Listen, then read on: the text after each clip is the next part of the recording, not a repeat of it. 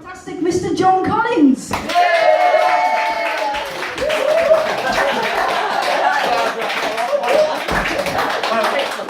Hello. Oh, that's on. Excellent. I'm John Collins. Do you like the hat? Yeah.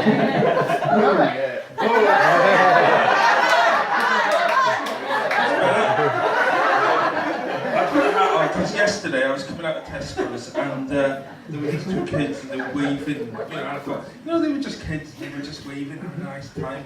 And I thought, wow, wave back, innit? You know, and, hey, look at that old man waving. Sad enough of that. Today, right?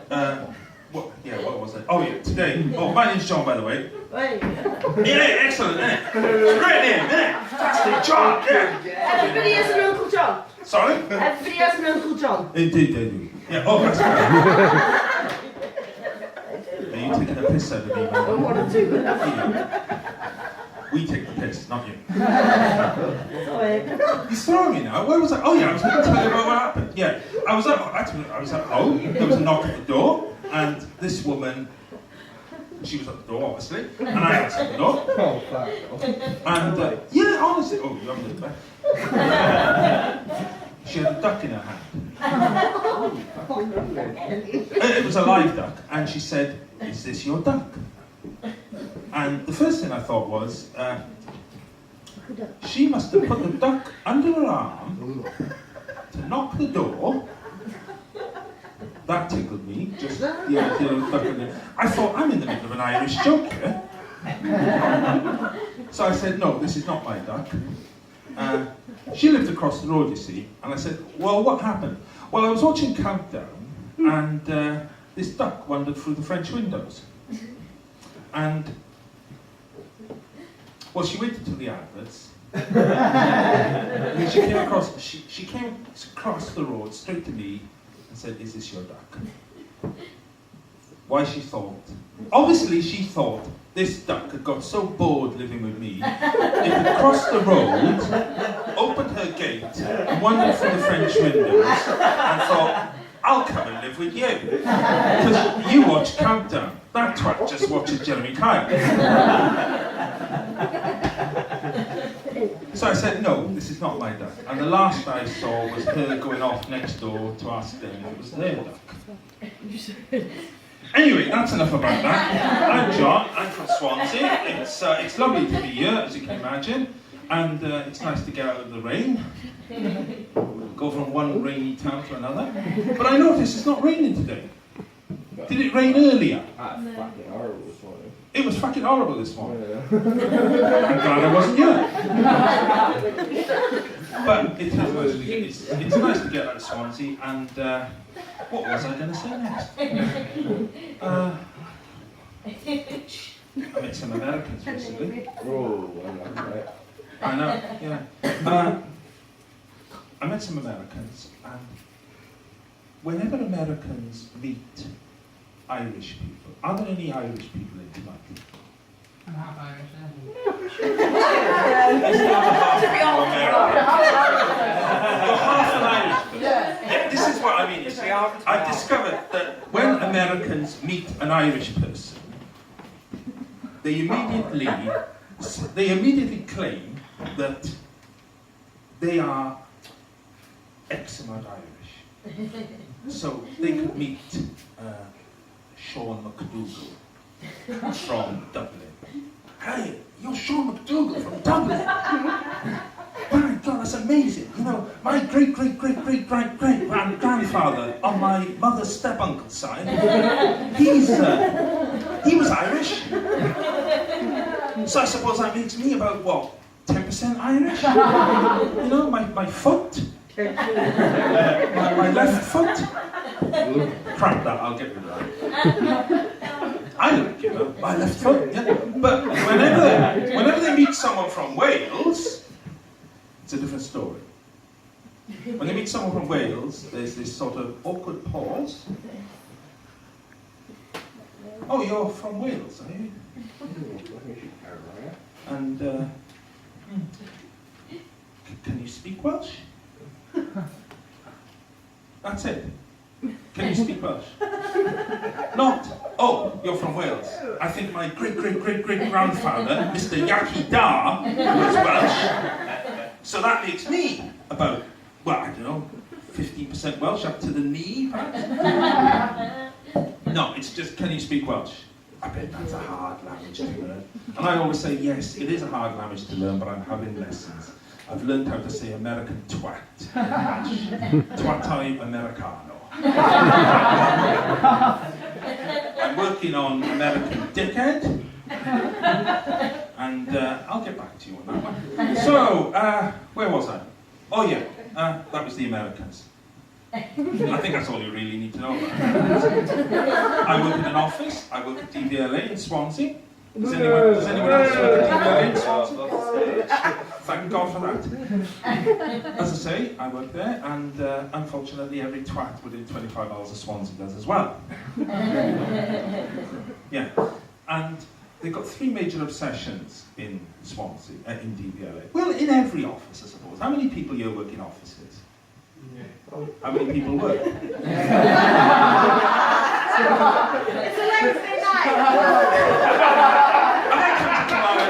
Oh, Christ, I forgot. Of course, you're fucking students, isn't it? It's just Countdown in America and Jeremy Kyle. How stupid is that, man? Oh, God, John. This is students. As I say, anyway, you students, I work. You might find out what it is one day. You know, when you leave, you might find out. Anyway, I work in DVLA, and as I say, every twat within 25 miles of Swansea does as well. And staff at DVLA, staff in any office, have got 3 major obsessions in life: car parking, overtime, and cakes. In fact, they're obsessed with food, really, full stop. They're like my cat Sally. They'll do anything for a plate of biscuits. And in fact, today, tell me if you think this is a little bit weird. Today, someone brought a nice fruit cake in. Sean brought a nice fruit cake in, and she'd even sliced it and everything. And I had, in fact, 3 slices collided with my mouth personally. By accident. But somebody had half a slice and left the other half there. No, fucking. Now, what sort of fucking weirdo does that? You know, if you're going to have a slice of cake, have a slice of cake! Commit! Have a slice of cake! Don't leave fucking half there. Do they go into Greg's and say, look, I'll have a sausage roll, can I leave the pastry side then? That's a hot dog. Do they pick all the currants out of Chelsea buns? If you're going to have a slice of cake, have a slice of cake. Don't leave half there like some sort of pervert. Do they do this with other things? Do they have sex and halfway through they think, yeah, I've had enough of that now. That's enough for me. I'm going to go clean the car. So that happened today, and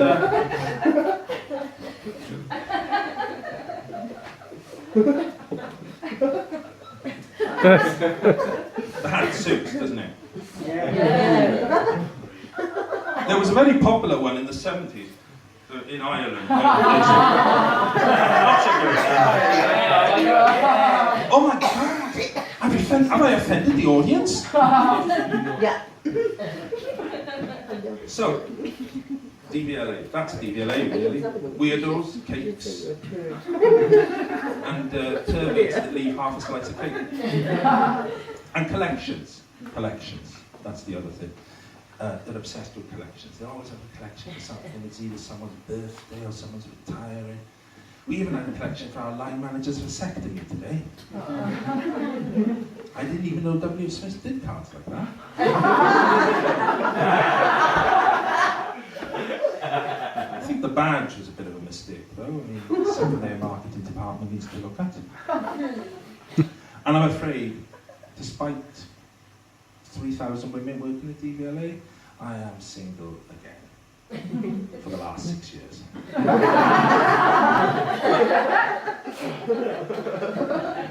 I don't know, I mean, it's just one of those things, I mean, fate or something, you know.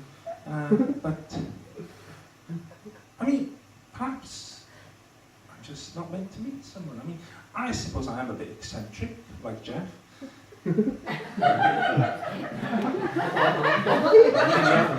Other people talk about what's on in the hit parade. Is that what you young people call it now, the hit parade? And I have a nice evening at home with a cup of tea and old copies of the Radio Times. Where's your bourbon?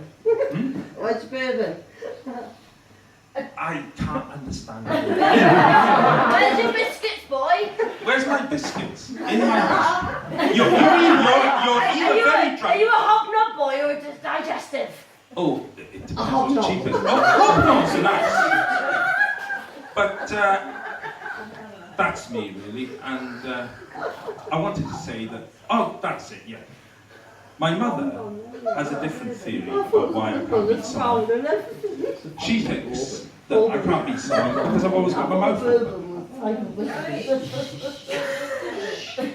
She thinks, John, you can't meet someone, you can't form a lasting relationship because you've always got your mouth open. She said, you look like someone who's permanently waiting to be fed. That's